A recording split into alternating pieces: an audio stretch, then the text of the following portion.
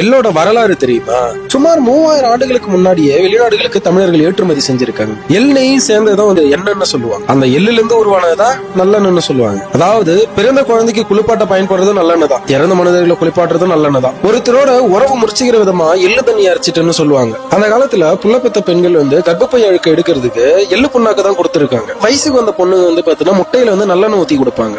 அசைவம் வந்து அதிகமா சாப்பிட்டு இருக்கிறவங்களுக்கு வயிறை சுத்தம் பண்றதுக்கும் எள்ளு புண்ணாக்கு தான் கொடுத்திருக்காங்க. அந்த காலத்துல வெயில்ல வெளில போயிட்டு வரவங்க வீட்டுக்கு வந்த உடனே கொஞ்சம் எள்ளு தின்னுட்டு தண்ணி குடிக்கிற வழக்கம் இருந்திருக்கு. இதெல்லாம் தாண்டி அந்த காலத்துல ஓலைச்சுவடிக்கு வந்து எள்ளு புண்ணாக்கு கொடுத்து பண்டமாற்று முறை பண்ணிருக்காங்கன்றது இன்னும் எவ்வளவு பெரிய வியப்பான தகவல் இல்லையா?